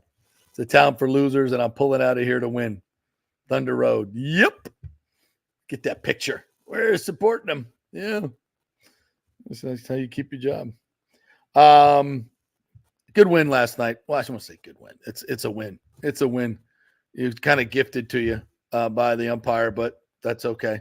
You'll take it and run. John Hill says, can Brian get a video of the melting of the ice? I have seen other arenas melting of the ice, which was neat. Well, I think probably the Lightning Vision people will do that for you. I don't think. How long does that take? Probably not long. They just like heat it up, or they just let it go. But wasn't that weird seeing the ice? You're like, we're not playing on that anymore. We're done. Which sucks because I was hoping for a game 6 paycheck. I was hoping for a game 6, just the thrill of it, man. Every elimination game, like last night, I was into it. I don't know about you guys, but I was into it. And you just to me, that's what sports is all about. Just the drama of it. I mean, how often do you get jacked up for a game like that? And then, to just have it taken away like that. That's not the way. The Panthers were good enough to win it on their own. You didn't have to help them. And I don't know what these guys look at. Like, look at the Vassie play. That was a good goal. He gets knocked on his ass. Can't make the save. That's a good goal. You're saying Hagel pushed him into it? He was already contacting Vassie before Hagel touched him. Brutal. It was brutal. I don't want to sound like a whiner, but it kind of sound like a whiner. Thomas Castro says, can never, ever cheer for Huizenga's Florida Panthers. Are they still Huizenga's Florida Panthers? They're not, but yeah, I think I would just rather them.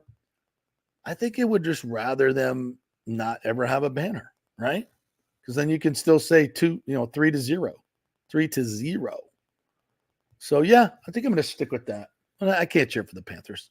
Maybe we'll just start cheering for somebody out west and just not watch the East. But I want to watch the hockey because it's good. Playoff hockey is fantastic. And speaking of that, let's see what time it is. Let's take another break. We'll take another quick break. We'll come back, and I want to hear from John Cooper talk about – he had a really good kind of synopsis of the entire series that I think is really kind of hit it on the number. So we'll allow that when we come back. Quick break, less than 3 minutes this one is, so stay with us. JP here from my friends at your local Synovus Bank, and I do mean friends, and I do mean local. One of the local men. Everyone knows Italiano Insurance is your go-to for home insurance, but they also have an amazing team that focuses on business insurance. Yes, your business is most likely your biggest asset, so make sure you have the right coverage at the most competitive price. And if you started a side hustle recently, don't forget you need business insurance, because if you get sued in this over-litigious society we live in, you could lose all your personal wealth. So get that business insurance. And for the best customer service, always choose Italiano. My representative, Charity, is amazing. I called her late on a Friday because my insurance was going to lapse. She stayed late until the job was done. You just don't find that anymore. Give them a call, 813-877-7799. That's 813-877-7799. Italiano Insurance. It's Diamond Days at the Gold and Diamond Source, because April's birthstone is diamonds. As they take center stage, get up to 20% off all diamond jewelry. And our first-time buyers program will help you get educated about the 4 C's and all the different shapes and styles. And remember, you only want natural diamonds, folks. It takes billions of years to form a natural diamond. You don't want something that was made in a factory just a couple of weeks ago. And remember, your Gold and Diamond Source diamond never loses its value. You can always trade up at the Gold and Diamond Source for a bigger, better one. And they will spend the time to educate you about your diamonds and how to take care of them. And of course, consider the Gold and Diamond Source to maintain and insure your jewelry. They can professionally clean it, check the settings, and make any necessary repairs to keep your jewelry in top condition. It's the 40th anniversary of the Gold and Diamond Source, 3800 Overton Road, always online at thegoldendiamondsource.com. JP here for the Jeeves Law Group, Jeeves. Call for a free case evaluation, 888-9-JEEVES. That's 888-9-JEEVES. We're local, we're trusted. The law firm brings over 80 years of combined legal experience focusing on clients in Tampa Bay, the state of Florida, and national class action cases.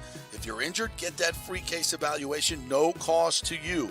The Jeeves Law Group's focus is on auto, truck, and motorcycle accidents, as well as class action and consumer protection law. Scott Jeeves is a board-certified civil trial lawyer and a certified circuit court mediator practicing in the Tampa Bay area for over 30 years. You hear him on the show all the time. Great guy, big Gator fan, and great for the community. The Jeeves Law Group is a highly skilled team with years of experience that will apply their skills, expertise, and knowledge to assist individuals who have been in an accident with compensation for damages, lost wages, medical expenses, pain and suffering, and property damage. Get that free case evaluation, 888-9-JEEVES. That's 888-9-JEEVES. Let's go. Right now, back to the show on FanStream Sports. All right, welcome back to the JP Peterson Show as we roll on here on this Tuesday, following the end of the Lightning season. We'll get to the synopsis from John Cooper in just a quick second. I want to remind you, the great folks at Italiano Insurance. If you have any issues with your insurance companies or home insurance companies like that, your rates are going up. Those are things that they'll definitely shop it around for you. And also, saw an article in the Times the other day about unscrupulous home insurance companies. Of course, Italiano does their homework. They're not going to put you with companies that are fly-by-night companies. They're not going to do that. They're going to put you with reputable companies. Again, they do all the work. They do all the research on the companies, and they shop it around and find you the best price with the best company. So they're just not going to find you the most dirt cheap homeowners insurance. They're going to put you with a good group that's going to be there when you need them, and of course give you the best price. And that could be worth, thousands of dollars, right? Also, your auto insurance, disability insurance, any insurance needs, the great folks at Italiano Insurance. They've been doing this locally for over 60 years. They have been rated as one of the best small businesses in Tampa Bay. Just great folks over there. Jeff Italiano has owned this company for over 60 years, as I mentioned. So, and they do so much in the community. Keep it local, support the local companies that support your local economy. And that's the great folks at Italiano Insurance, 813-877-7799. And they've been with us for, over a decade. So if you appreciate this particular program, appreciate them. Wherever your insurance is right now, let them shop it around and give them some business and say thank you for sponsoring the JP Peterson Show. A little NBA talk. By the way, TJ Reeves coming up at 11:40. I believe we're going to have him on. The Lakers game last night. Wow, what a finish. Jamal Murray hit huge shot after huge shot, including the game winner, which was this kind of half floater. We saw his winner in game 2. It was an amazing shot. That guy is becoming, the big shot Bob. And we need to get him some type of moniker for the shots that Jamal Murray is making. He was absolutely fantastic last night, 32 overall, including the game winner. LeBron goes out again in the first round. By the way, Anthony Davis, what an embarrassment. I mean, I just got done watching 2 hockey games, right? These guys are just getting smashed out there on the ice and getting up. And I'm watching it last night, and he just literally runs into a guy with his shoulder, literally brushes up against him, and he's like, oh my God. He's grimacing in his face, and he's falling down, and he's coming back, goes back into the game, and he's like grimacing. It's like he's crying. Like, what an embarrassment. Look at yourself. Come on. Jiminy Christmas. I know he's had shoulder issues. I get it. But Mike, 5 minutes later, he's jumping up, extending that arm, and blocking a shot. I mean, how injured was he?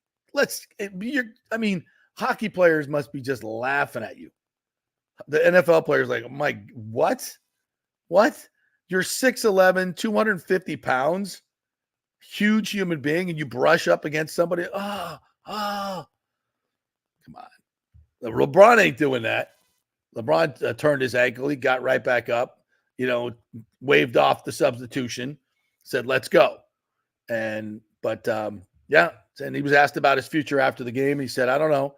Lakers are probably going to have 2 picks in the draft. The Pelicans own one of them.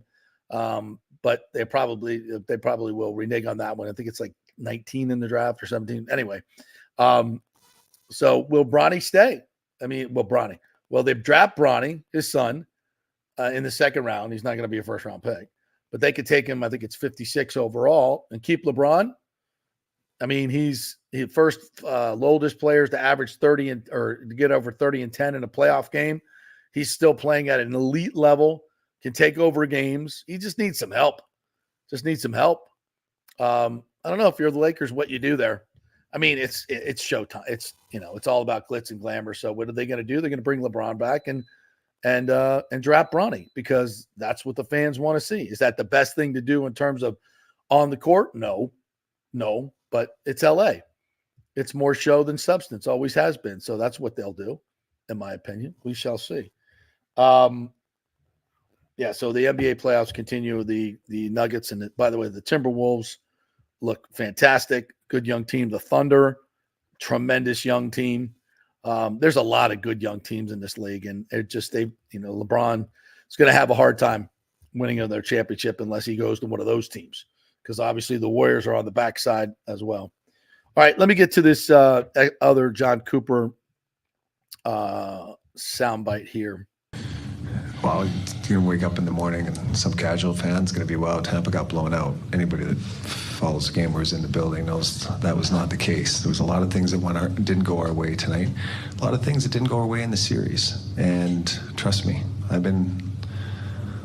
come to the podium second plenty of times. And I know how fortunate our teams have been when we did win. But you do make your own breaks. And we, in this series, had our opportunities. And again, history is going to sit here and say this series was 4-1. But, we left, in some big moments where I thought we could have capitalized on some situations. We didn't, and they did. And that was the difference in the series. And I could pinpoint them now. Game one, how many power play goals their power play score? 2 in the whole series. But it happened to be the game winner with a minute into the third period. That's a timely goal. And we can't get the equalizer. So there's the 1-goal game. And our penalty kill, like I said, killed everything off but 2 in the entire series. But that was the big one we needed, and it didn't happen. Game 2, we have the opportunity now in the start of the second period to have that 4-minute power play. We don't do anything with it. So that game goes to overtime, and unfortunately we lose that one. So now there's 2 huge opportunities that we leave on the table. Game 3, we have all those power plays in the beginning, and we don't do anything with them. We end up losing the empty netters, 2 goals or whatever. And then game 4, special teams was big time for us. Scored shorty, power play goals, the whole deal, and it went our way. And then tonight, everybody's blanked. So, we still scored 4 power play goals in the series. It was just the timing of them was, helped us get 1 win, and when we needed them, we couldn't. And they got the timely kills and the 1 timely power play goal. So, to me, it was as even series as you can get. A wonderful display of goaltending from both guys, and but they found a way, and we didn't. So congratulate them for that. Go ahead, John. John, there's going to be a lot of conversation about the future of Steven Stamkos. What can you say about your captain, and if you can imagine him not wearing a Lightning? I don't know if there'll be much conversation. I hope not, anyway. He belongs here. We know it. He knows it. But again, this is 2 seconds after a game. But he and I have grown up together, and he's a heck of a player. But he's also, I suppose in control of his own destiny. But I don't know what's going to happen. But he feels like a bolt for life, but only he and Julian can answer that one. It's John Cooper. Out of the respect to Steven Stamkos' wishes, you gotta say that, right? It's his decision. Let's welcome in a man who's been covering Tampa Bay sports longer than I have, which makes you stop it. Don't say old. Don't say older than you. Seasoned, my friend. We are both seasoned at this point. Yeah. How are you, TJ Reeves, Buck sideline guy? Good to be with you on all fronts, except what a pill to have to swallow to lose to those jokers, to lose to those clowns. And it's one thing to lose to Toronto. It's one thing if it's a heartbreaker to lose to the Avalanche when you're going for the three-peat. But, man, tough. But, and that guy's 1,000% class that you were just playing right there in John Cooper. You got to credit Florida. They are younger, they are faster, they are hungry, and do you want me to bring it up? We are in blasphemous times. I am in the camp that I think you've got to retool and you've got to blow it up. You've got to do something different. You've got to do something different. You're going to be right back here. My friend, talk me off the ledge. Or 12 months from now, you're going to be right back here with a team that barely makes the playoffs somehow, some way, and gets beat in the first round again. That is my fear. And I am not alone in that fear. Do you want to allay that fear? It's 2 years in a row. Okay, they go out in the first round. Last year, I thought they were the better team. They didn't get the puck luck. They lose 3 overtime games at home. Very, very odd. This year, Sergei's hurt the entire season. Your number 2 defenseman, who's very key to what you do. You saw when he came back and he slotted back in, everybody went to their right places. They got to get better on defense. There's no question. There's things to do here. I'm not just saying you stand pat, but you got a core, man. I mean, are you not bringing back Stamkos after a 40-goal season and the way he played in the playoffs? I'm not saying you sign him for 4 years, at Right. 8.5 a year. There's got to be some give and take here. There's got to be some give and take. It should 1,000% be his choice. Do Yes. you want to be back here? Yes. And if he does, find a way to work it out with the understanding of what you just said. We can't give you, what is he making? Well, he wants to win. He wants to win, but he knows he can't eat up. Does he a ton of cap. entertain taking like the 25% hometown discount if he gets a 2-year deal or whatever? Because we have to use this money on other players. Is he willing to do that? All great hypotheticals, great for what we do. I think he is. I think, knowing Steven Stamkos as I know him, we're not best friends, but I think winning matters to him. I think, if it was about the money, he would have left for Toronto 6 years ago, bro. They offered him $12 million a year. Correct. So it's not about the money. He's made a ton of money in his career on and off the ice. So it's not about the money. Okay, so it's not about the money. He wants respect. He's not that guy. I got to get my bag. No, he's not that guy. Mm-hmm. So, and he's, his family's here. I think his wife's certainly going to have something to say about. You think his wife wants to pick up and go to freaking Edmonton? She has a lot of influence, Colorado? And she has a lot of roots. She has people around her. I know some that are around her. They are part of this community and want to. And there's something special about finishing your whole career in one place. It's crazy to think that Wayne Gretzky was 3 more places after Edmonton. And not everybody finishes their career in one place. Right. And that was a totally different economic time in hockey. Correct. He got just a gigantic deal to go to the LA Kings. So, basically, if you go back, the owner was broke and sold him. Basically sold him to the Kings for money as well as young players. That was part of it. Right. So I just don't I don't think he's going anywhere. And I think you can still win with this group. I think Vasi is still a top 3 goalie in this league. I think Hedman is still a top 5 defenseman in this league, although he's slowing down a little bit. I think Kucherov's a freaking MVP of the league, TJ. What are you trading him? I don't disagree, but this is the point in time. Solarelli just had their best seasons. You could get, I know this is blasphemous on a Tuesday right after this has happened, but you could get a boatload for Kucherov or for a Braden Point in return and free up some money. I'm not saying you do it. I'm saying you entertain how can we get younger, faster, better over the course of this season and next season, and it may take a trade like that to free up money and bring you picks and bring you younger players. It's pro sports. This is what happens. Does it erase anything that happened before where you won back-to-back cups and all the thrills and all the stuff? No, it does not. But sooner or later, you can't just be, am I going to go biblical on the JP Peterson show here? The biblical talks about don't be lukewarm. I'll spew you out of my mouth if you're lukewarm. Either be hot or cold. Do not be lukewarm. Yeah. We're kind of lukewarm right now. Talk me off the ledge, please. Talk me off the ledge. It's not the worst idea in the world. It's not the worst idea in the world. I just think that the core is still good. I think that you still keep, because you sell off Braden Point, you get some stuff back. You don't know how they're going to perform. Of course. You don't know. That's the counter argument. You know what Braden Point is. We thought Tanner Jeannot was going to be really, really good. Correct me if I'm wrong. They gave up a number 1 pick for him. A lot of stuff for him. And more, right?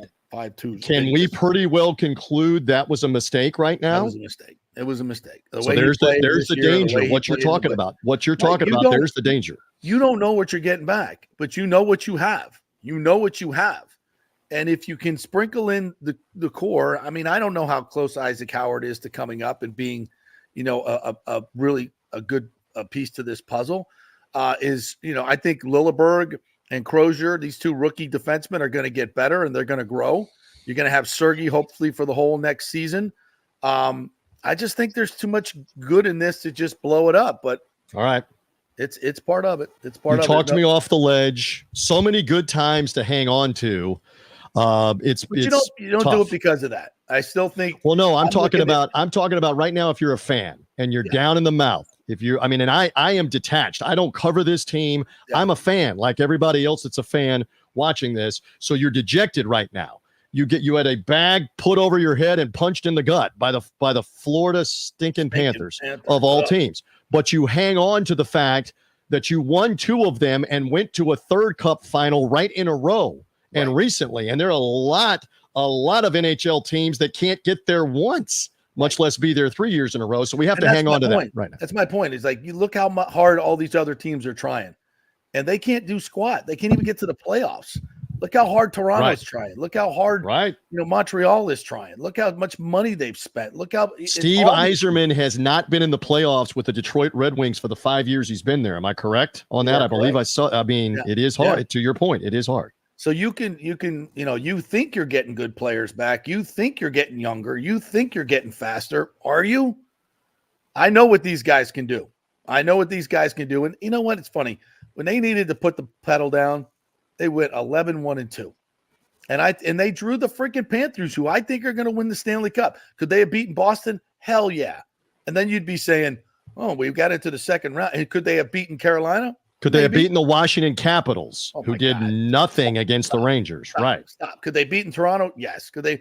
The only 2 teams I think that they would have trouble with are Carolina, the Panthers, obviously.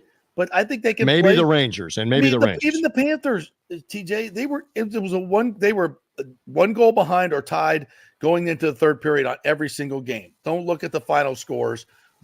These were close series, and they had a lot of calls not go their way. Debacle last night with I know you've been going on and on about it, and I was ready to put a remote through the TV.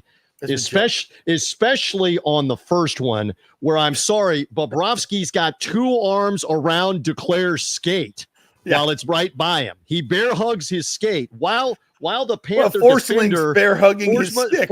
He's got the stick and he's holding the stick, and the goalie's got the leg. I mean, okay. Shall we talk? Do you want to talk some about this, or where else do you want to go before we get thoroughly depressed here? I freaking, and I'm a prisoner of the moment, but I freaking love this draft class. I love it. I love the top of it. I love the middle. I love everything about it. I love the type of players that Jason Light is drafting. They have zeroed in on guys that are ready-made pros. They're serious football players. They're serious human beings. They're not Deshaun Jacksons, not these knuckleheads that are more interested in Instagram than they are football. And I think they've learned that. And I love Chris Braswell. I love Tyke Smith.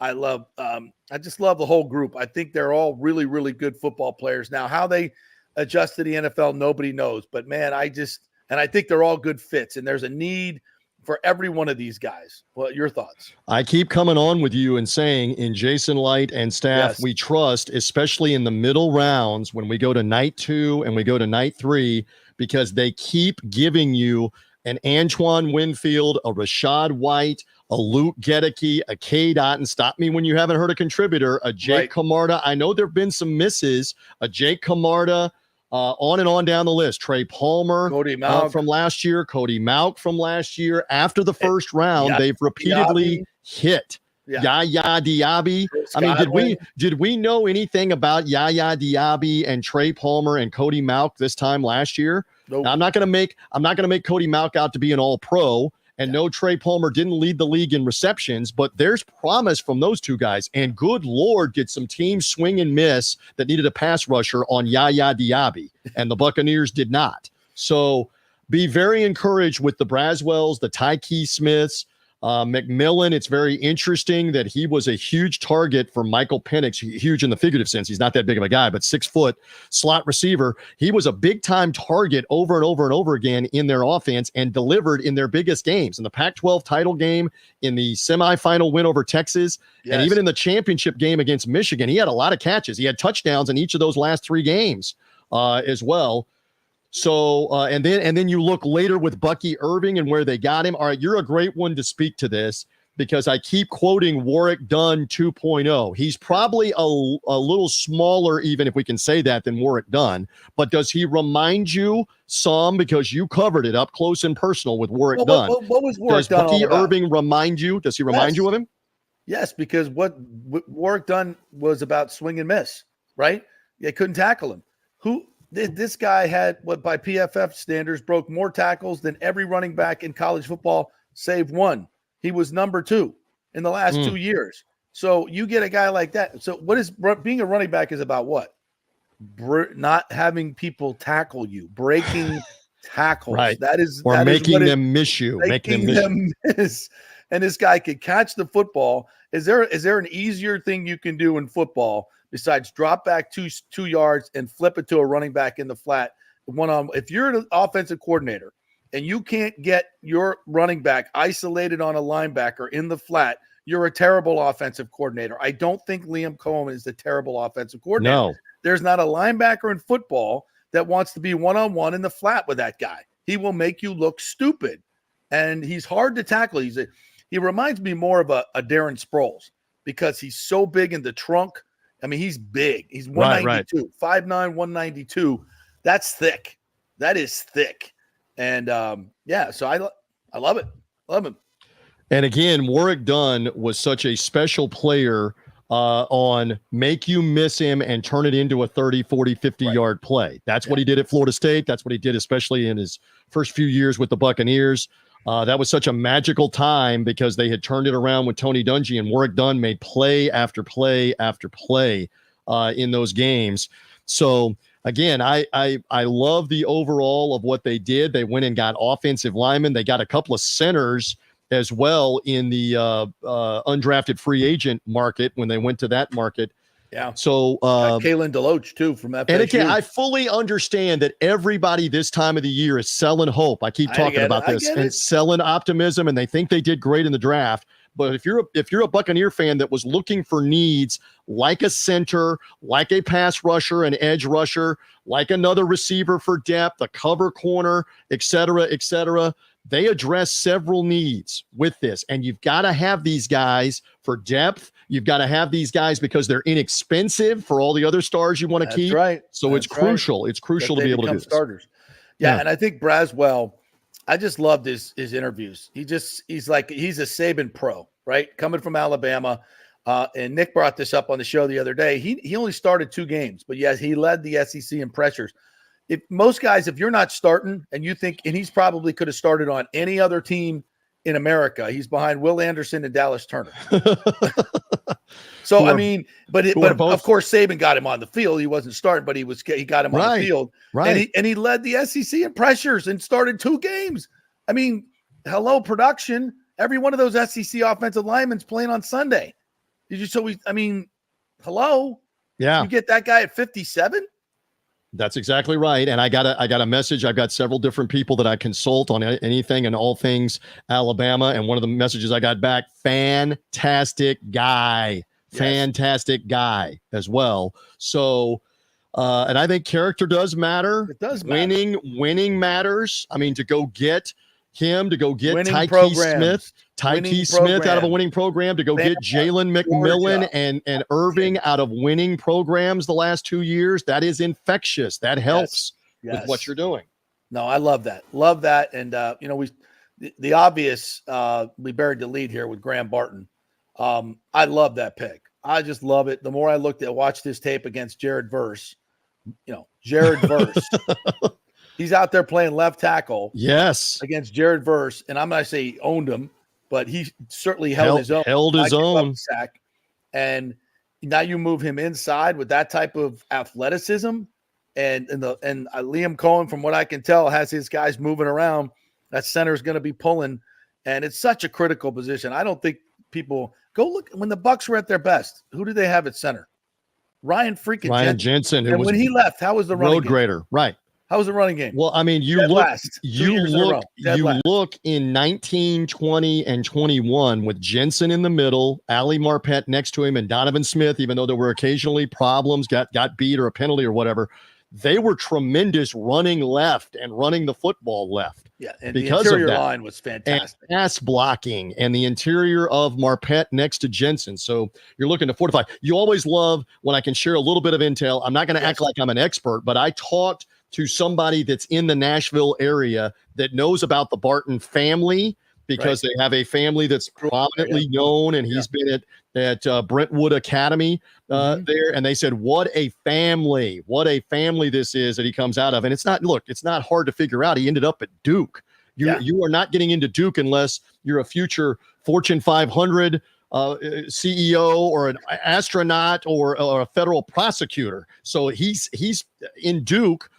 They're playing football. So great stuff on him. It again, does it translate to the NFL? Does it translate to him playing center? There's going to be a learning curve. We're about to find out with Grant Barton, just like the rest of these guys. But be encouraged because they did tons of diligence, obviously, on him. And there was a lot of belief that Barton was going to be gone before they picked. So in other words, they didn't have to trade up to get him. They didn't have to give up anything to get him. That gives you your extra third round pick that I thought they would have to jump up to use to either get an edge rusher or JPJ or Grant Barton.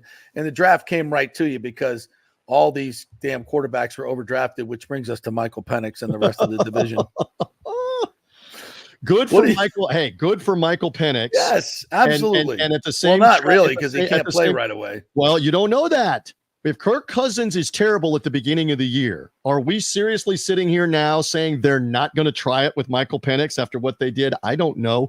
I just know this. Good for the Buccaneers. We got a front row seat to chaos being welcomed into the room in Atlanta. Let's bring raging controversy into the locker room by giving Kirk Cousins $100 million and then drafting a guy eighth, not 18th, not 28th, but 8th.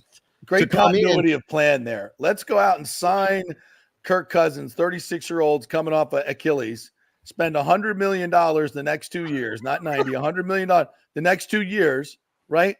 And then instead with the worst pass rush in NFL and the best pass rusher in Dallas Turner sitting right there. Right.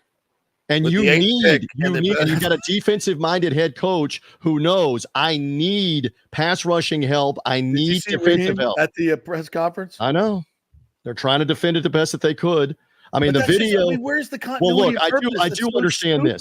So Fontenot, the GM, didn't do this rogue on his own. This is something the owner, Arthur Blank, signed off on, knew, and understood that they were talking about. So that video of them standing there in the war room where Fontenot, the GM, kind of looked like you and me, maybe more you than me, trying to explain to our dad why we're still out at 1 a.m. on the front doorstep. The car died, the cell phone died, or what. That's what it looked like a little bit with Fontenot, like, hear me out. Hear me out. I got a good reason why I'm not back here at 11 p.m. like I was supposed to. Yeah. But by the same token, as much as we're goofing around, Arthur Blank was in on that decision from the jump. Well, You can question the sanity and the stupidity of it, but he was in on that decision as they were doing it. This is not done without his consent. I agree, and I love Penix. I think Penix is going to be the second best quarterback in this draft. I do.